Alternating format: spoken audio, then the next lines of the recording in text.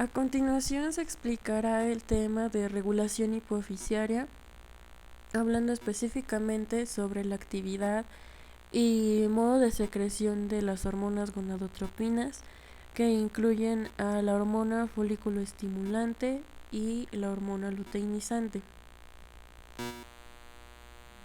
Bueno, hablando desde un aspecto general, ambas se les llama hormonas del tipo gonadotrópicas debido a que controlan y regulan muchas de las funciones que nos van a servir para la reproducción.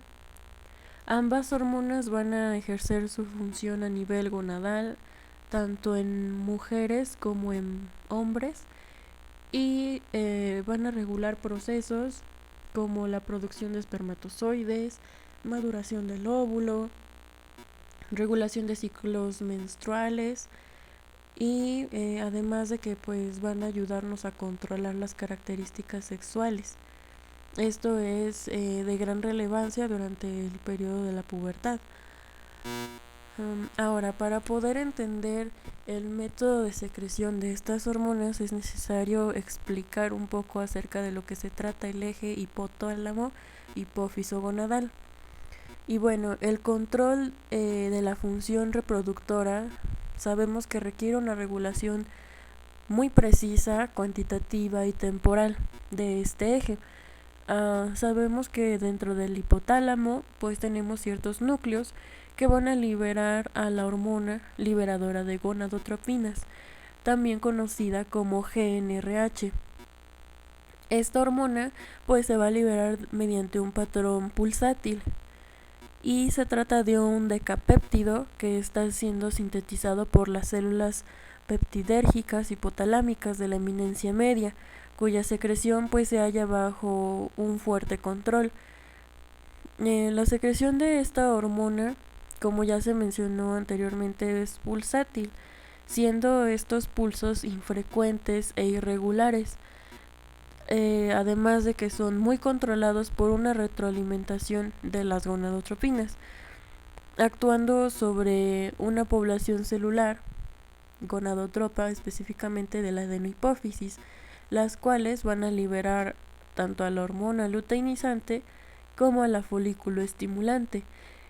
Y es importante mencionar que estas hormonas pues nos van a estar siendo liberadas en el caso de la luteinizante mediante una liberación pulsátil rápida, mientras que en el caso de la folículo estimulante pues lo va a hacer mediante una liberación pulsátil lenta.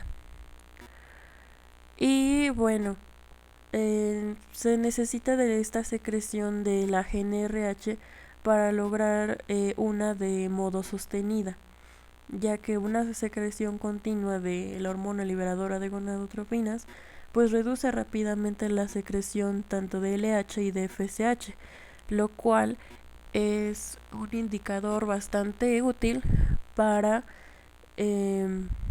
poder diagnosticar en la clínica o correlacionarlo con ciertas patologías dependientes de esteroides sexuales. Y bueno, ahora hablaremos específicamente de algunas características de la hormona luteinizante por individual. Esta hormona es conocida también como lutropina y bueno, como mencionábamos en un inicio, va a estar siendo producida por la glándula pituitaria anterior. Molecularmente se encuentra compuesta de dos subunidades, una alfa compuesta de 92 aminoácidos y la beta de 121. Cabe mencionar que esta subunidad beta es única de esta hormona. El gen se va a codificar en lo que es la banda 32 de la región 13 del brazo largo del cromosoma 9. Por otro lado, la subunidad alfa va a estar siendo compartida estructuralmente con otras hormonas, como lo es la hormona folículo estimulante.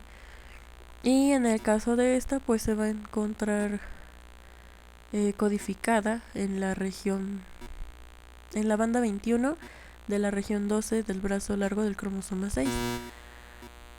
En cuanto a funciones se refiere, en el caso de los varones, pues la luteinizante se va a encargar de estimular a las células de Leydig en el testículo, y esto nos va a ayudar a que exista una producción de testosterona, lo que a su vez pues va a ejercer una actividad tanto endocrina e intratesticular, ayudándonos en lo que es el proceso de la espermatogénesis, es decir, en la producción de espermatozoides.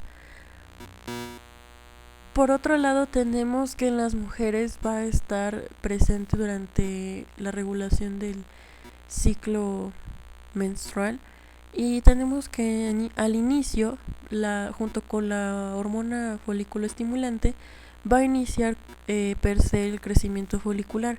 Este va a afectar específicamente a células de la granulosa, aumentando la cantidad de estrógenos y los receptores a la hormona luteinizante que se encuentran en el folículo que se encuentra en proceso de maduración. Todo este proceso en conjunto va a provocar que exista un aumento de estradiol.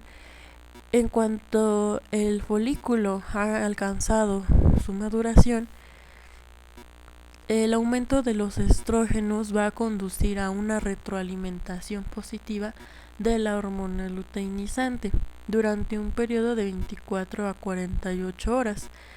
Este efecto de retroalimentación positiva nos va a dar como resultado un pico de LH, es decir, la concentración máxima de esta hormona a lo largo de todo el ciclo ovárico. Este pico como tal nos va a desencadenar la ovulación, y este proceso pues no solamente consiste en la liberación del óvulo, sino también que va a iniciar una conversión de los folículos residuales en el cuerpo lúteo, y que a su vez pues va a conducir a una producción de progesterona con el fin de preparar al endometrio para poder tener una posible implantación. Y bueno, cabe mencionar en la siguiente imagen un esquema en el cual se puede ver pues todo el proceso de maduración que tiene como tal el folículo a lo largo del ciclo. Y bueno, recordando un poco, el ciclo sexual femenino suele tener una duración de 28 más o menos 7 días, durando esta hemorragia aproximadamente 4 días. Entre los intervalos van a ir variando entre mujeres, y en una misma mujer puede variar a lo largo de toda su vida fértil. Y bueno, este ciclo se puede considerar bifásico, ya que se encuentra compuesto por dos fases, la ovárica y la uterina. Ambas son sincrónicas y avanzan en el mismo tiempo, pero por el momento empecemos con la fase uterina o el ciclo endometrial.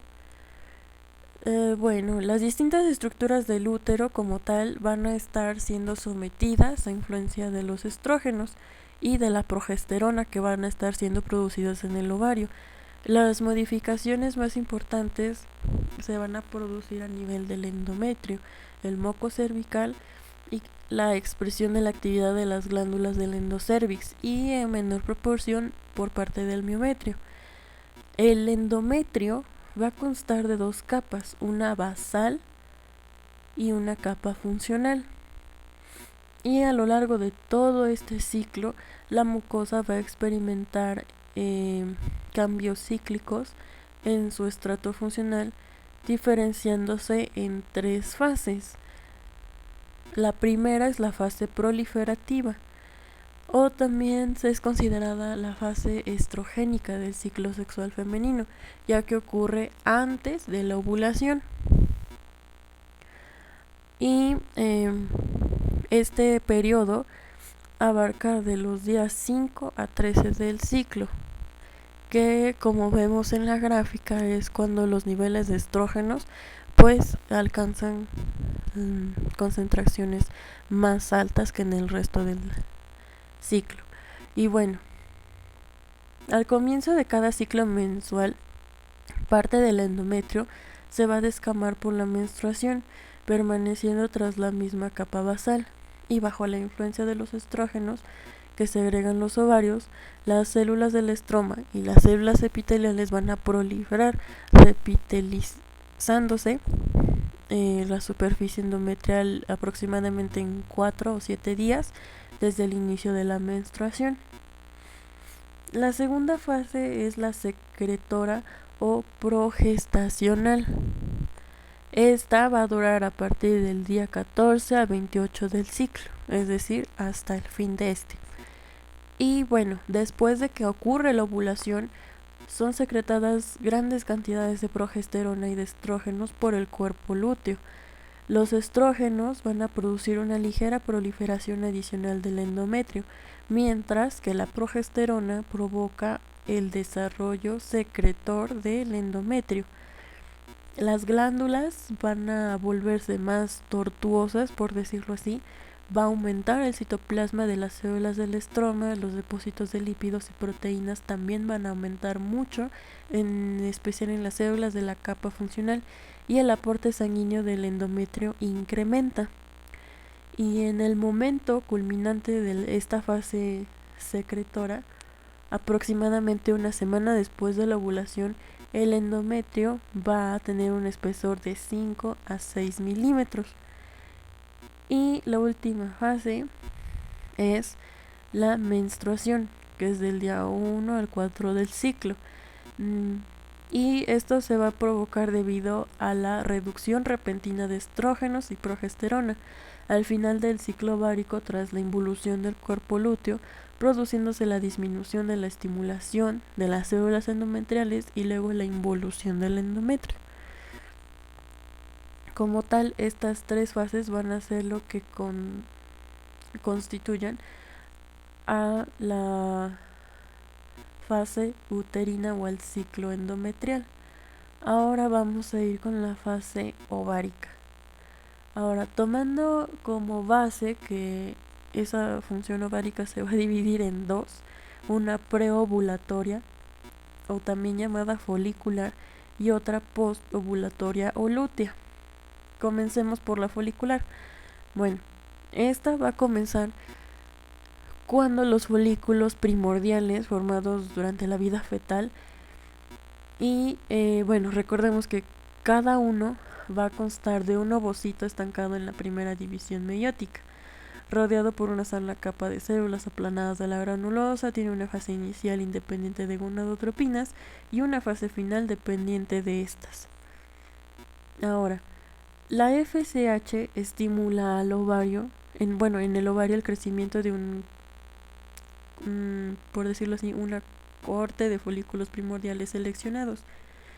La disminución de esta FSH va a seleccionar el folículo dominante, es decir, aquel que cuente con mayor capacidad de respuesta a la FSH, y la atresia simultánea del resto por el exceso local de andrógenos. Este folículo elegido se va a distinguir en dos capas, la teca y la granulosa. La teca va a depender de la LH, va a producir andrógenos que son aportados a la granulosa, y la granulosa va a estar dependiente de la FSH y del ambiente estrogénico. Y bueno, entre los días 5 y 7 del ciclo, los niveles de estradiol van a estar elevados, lo que indica que se está produciendo la selección de este folículo dominante. El estradiol actúa con una retroalimentación negativa a nivel hipofisiario para la síntesis de FSH, y al bajar los niveles de esta FSH, pues también se frenaría el estímulo para los otros folículos menos desarrollados. Y ahora vamos con la ovulación. Cuando se completa la primer meiosis, pasándose de ovocito primordial a secundario hasta la fecundación, que estimularía la segunda división meiótica. En consecuencia directa del pico de LH en torno al día 14, pudiendo variar entre el 11 y el 23, La FSH induce la formación de receptores para LH en células de la granulosa. Este mismo folículo va a desencadenar su estímulo ovárico por medio de un aumento de la formación de estradiol, y para esto debe superar un umbral mínimo en la secreción de este y mantenerse por encima unos 3 días. Esto va a ser lo que va a disparar como tal el pico de la hormona luteinizante, que produce la ovulación unas 10 o 12 horas después aproximadamente. Y bueno, hablando más a nivel celular, pues este pico de LH provoca un aumento intrafolicular de AMP cíclico, conduciendo a la reanudación de la meiosis del ovocito y la luteinización de la granulosa. A medida que esta luteinización vaya progresando, pues la producción de progesterona va en aumento, produciéndose una retroalimentación negativa sobre la hipófisis y el fin del pico de la LH. De igual manera, pues se van a activar enzimas de tipo proteolíticas que van a ser responsables de la digestión de la pared folicular. Se libera el óvulo y las células de la granulosa que lo rodean en el peritoneo adyacente al orificio de las trompas de falopio. Y es entonces cuando el óvulo es capturado en el interior de las trompas por la acción ciliar de las fimbrias. Y tenemos a la fase lútea. Seguido de la ovulación, el folículo se colapsa y se convierte en un cuerpo lúteo. Esta es una fase de duración que dura aproximadamente de 13 a 15 días, y al final de esta fase comienza ya a elevarse la FSH.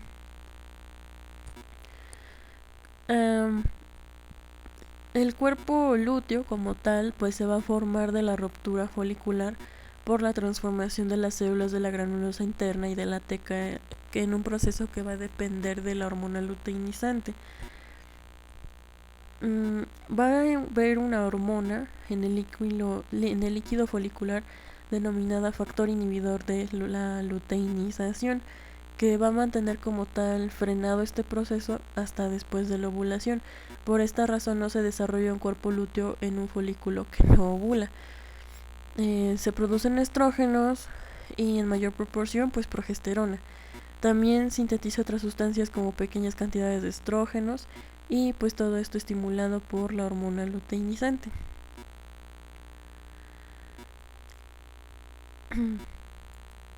Y bueno, para terminar este ciclo tenemos a la luteólisis y menstruación. Tenemos aquí que la progesterona y los estrógenos secretados por el cuerpo lúteo ejercen una retroalimentación negativa sobre la adenohipófisis. Esto va a provocar que se mantengan los niveles de la hormona luteinizante y la folículo estimulante bajos. De igual manera, las células luteínicas van a secretar una pequeña cantidad de inhibina, que inhibe la secreción de la folículo estimulante, descendiendo a niveles muy bajos de concentración. Ello hace que el cuerpo lúteo se degenere hasta sufrir una involución final, aproximadamente en el día 26 del ciclo, 2 días antes del comienzo de la menstruación. Y es en este momento cuando la falta de estrógenos, progesterona e inhibina no es capaz de seguir inhibiendo la secreción de la adenohipófisis, produciéndose la menstruación, lo cual permite que comience de nuevo la secreción de FSH y unos días más tarde la de la hormona luteinizante.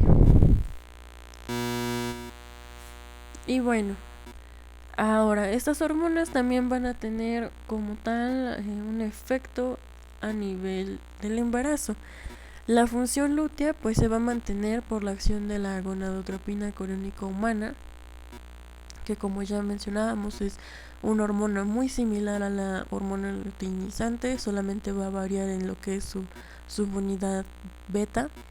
Y bueno, la LH pues también va a apoyar a las células de la teca en el ovario para proporcionar andrógenos y los precursores hormonales para la producción de estradiol. Y ahora los niveles normales de esta hormona luteinizante va a variar dependiendo de la fase menstrual, como lo veíamos en la gráfica donde se explicaba todo el ciclo. La fase folicular va a tener de 2 a 15 unidades por litro, la fase ovulatoria de 22 a 105 unidades por litro, y esto se explica debido al por qué se da como tal el pico de la LH. La fase luteínica de 0.6 a 19 unidades por litro y la posmenopáusica de 16 a 64 unidades por litro. Y en los varones, pues esta función es concentración es constante y va de 2 a 12 unidades por litro. Ahora, la LH también puede ser muy útil como un predictor de la ovulación. ¿Y cómo se va a lograr esto? Bueno, puede ser detectada mediante un kit de predicción urinaria que se va a realizar diariamente en el momento en el que se espera se lleva a cabo la ovulación. Cuando hay una conversión de una lectura negativa a positiva, nos dice que la ovulación está a punto de ocurrir dentro de las 24 a 48 horas siguientes, dando así 2 días para mantener relaciones sexuales con intención de concebir. Ahora, es muy importante mencionar que esta prueba no debe utilizarse para poder utilizarse como un método anticonceptivo, ya que recordemos, los espermatozoides tienen una vida media aproximadamente de 5 a 7 días, por lo que el uso de esto pues puede desencadenar en un posible embarazo. Es por esto que pues lo que se recomienda es, si no se desea la concepción, pues utilizar los métodos anticonceptivos pues más usuales, como lo es el condón. Muy bien.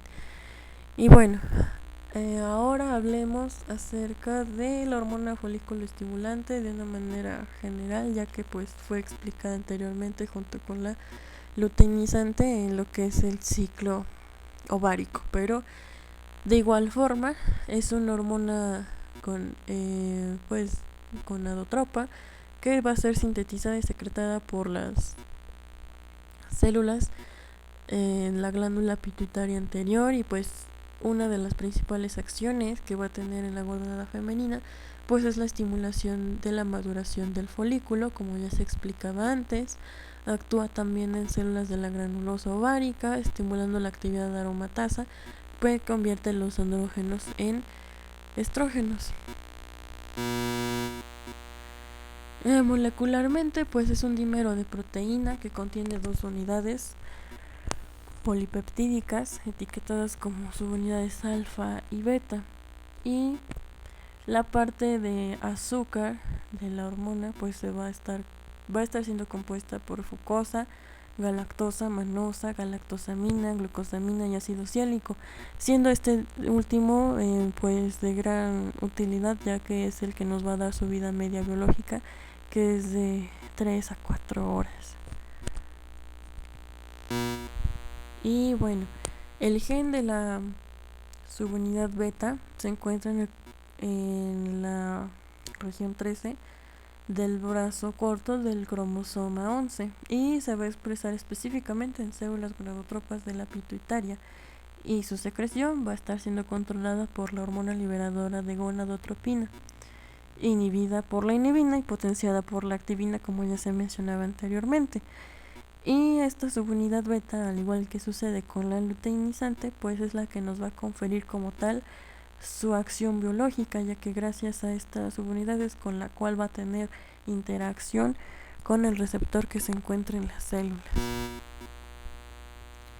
Y bueno, recapitulando de forma general, pues en las mujeres nos va a ayudar la FSH a estimular el crecimiento y reclutamiento de los folículos ováricos inmaduros como tal en el ovario, afectando específicamente pues a las células de la granulosa.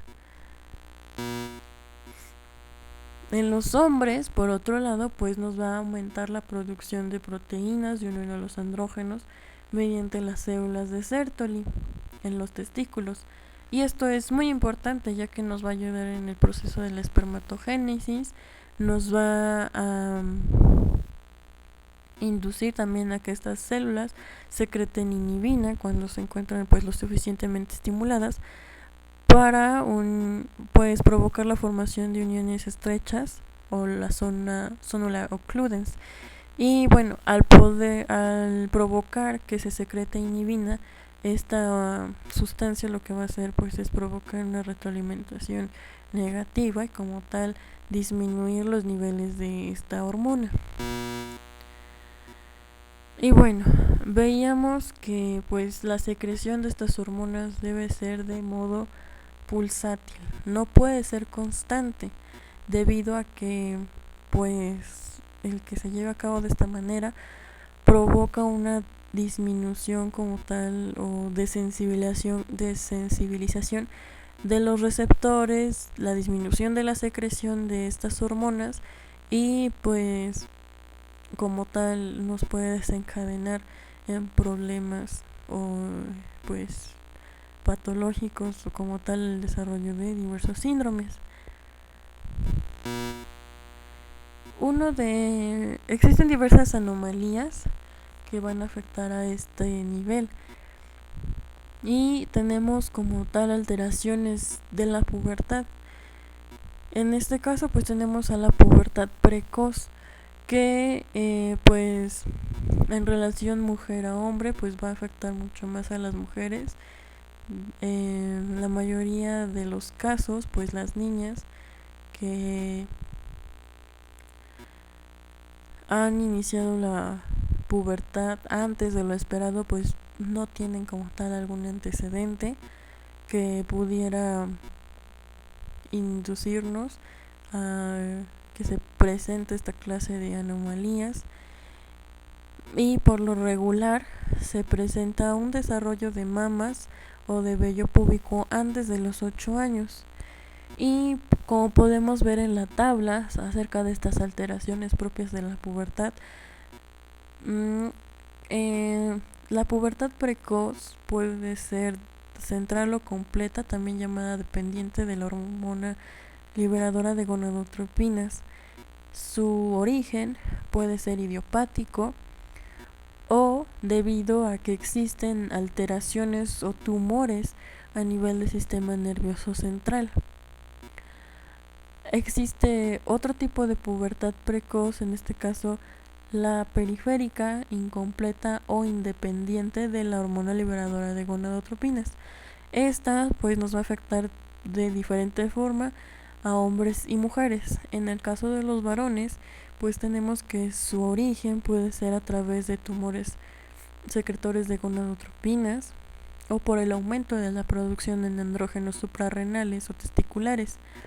Y por el otro lado, a las mujeres puede afectar de modo a que se presente como una telarquía prematura benigna, es decir, que crezcan las mamas sin tener ninguna relación con algún proceso oncógeno. El aumento también de producción de andrógenos y la presencia del síndrome de McCoy-Albright. Y en el caso de que sea una pubarquia prematura, es decir, el crecimiento de las mamas que sea de origen iatrogénico o debido a un hipotiroidismo, son alteraciones que pueden verse tanto en hombres como en mujeres. Ahora, pues tenemos que estas alteraciones pueden ser debido a un aumento o disminución de las concentraciones de estas hormonas. Cuando se debe a un aumento, es debido a trastornos en la retroalimentación negativa entre las gónadas y el hipotálamo. Como ya veíamos antes, esta retroalimentación negativa es la que nos va a ayudar a mantener ese equilibrio entre las concentraciones de estas hormonas. Por lo tanto, el que haya un error o algún problema en este proceso impide a la apófisis frenar la producción tanto de la LH y de la FSH. Y pues estos niveles elevados pueden indicar problemas como menopausia prematura, castración, insuficiencia testicular, síndrome de ovario poliquístico, síndrome de Klinefelter y síndrome de Schwann o síndrome de Turner, como el que vemos en las imágenes.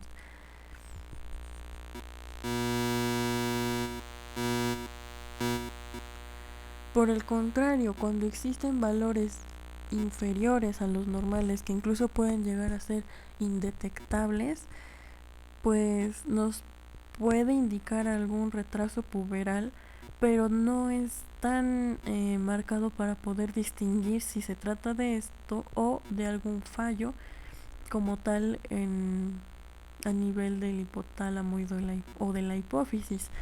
Ahora, como vemos, cuando se da un retraso puberal, pues como bueno, en la gráfica se muestra que una pubertad normal oscila entre la aparición de los primeros hallazgos sexuales de los 9 a los 14 años, que es lo que dura esta etapa. Aproximadamente, pues en el 68% de hombres y mujeres. Pero cuando ocurren estos cambios antes de los 8 años, se le denomina una pubertad precoz, tanto para hombres como para mujeres. En el caso de los varones, cuando estas características no aparecen sino hasta después de los 14 o 15 años, se denomina como una pubertad retrasada. Y en el caso de las mujeres, cuando es después de los 13 o 14, se le denomina también una pubertad retrasada, y pues también se le denomina como una telarquía. Ahora, bueno, como veíamos que aquí pues un fallo a nivel del hipotálamo y de la hipófisis nos puede llevar a un hipogonadismo hipogonadotrópico. Y bueno, recientemente se ha investigado la etiología de esta enfermedad y se ha encontrado que es debido a mutaciones como tal en el gen del receptor de la hormona liberadora de gonadotropinas, que como tal da lugar a estos hipogonadismos. También se ha visto en algunos estudios que mutaciones en el gen DAX1, además de producir una hipoplasia suprarrenal, también están relacionados a un hipogonadismo hipogonadotrópico. Ahora, en la tabla vemos una clasificación general de esta enfermedad. Y tenemos de dos tipos: el hipogonadismo hipogonadotrópico y el hipogonadismo hipergonadotrópico.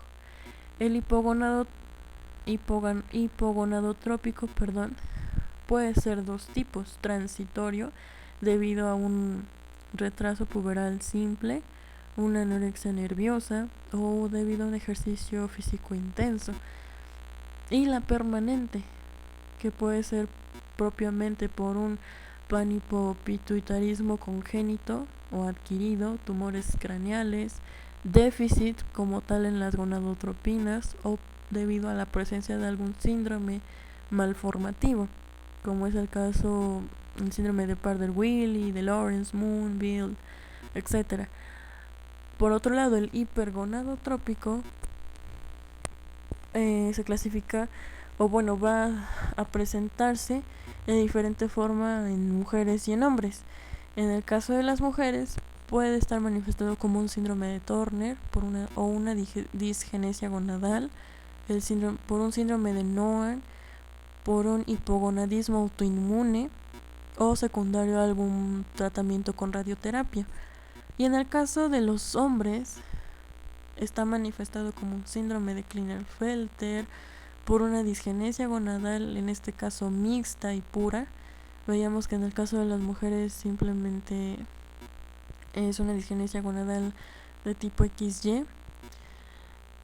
Bloqueos como tal en la síntesis de la testosterona, un síndrome de Noan o síndrome de Turner masculino, y por síndromes malformativos de igual manera. También puede deberse debido a una orquitis bilateral, insuficiencia de las células de Leydig o por una castración traumática o quirúrgica. Y bueno, como veíamos, es muy importante diagnosticar estos síndromes a tiempo para poder proporcionar al paciente el tratamiento adecuado y así mejorar como tal su calidad de vida. ¿Y cómo podemos darnos cuenta de estas alteraciones en este eje? Bueno, en la mayor parte de los casos se realiza un test de estimulación con análogos de la hormona liberadora de gonadotropinas. Su administración es de tipo aguda con acetato de leuprolida que va a determinar como tal un estímulo potente y secuencial en las células gonadótropas de la hipófisis y como tal en los esteroides gonadales. Y bueno, como tal se ha comprobado en diversos estudios que el máximo estímulo hipofisiario pues va a tener lugar de 3 horas a las 3 horas de su administración y la máxima de 20 a 24 horas. Es por esto que se realiza la recolección de 2 muestras, primero a las 3 para poder determinar como tal la concentración de FSH y LH tanto en hombres como en mujeres, y a las 20 o 24 horas después, aparte de observar la concentración de estas hormonas, también se puede ver la concentración en el caso de las mujeres de estradiol y en los varones de testosterona. Y bueno, los valores normales para esta prueba van a variar dependiendo de la edad y el estadio puberal de nuestro paciente. Y bueno, por mi parte esto es todo y muchas gracias.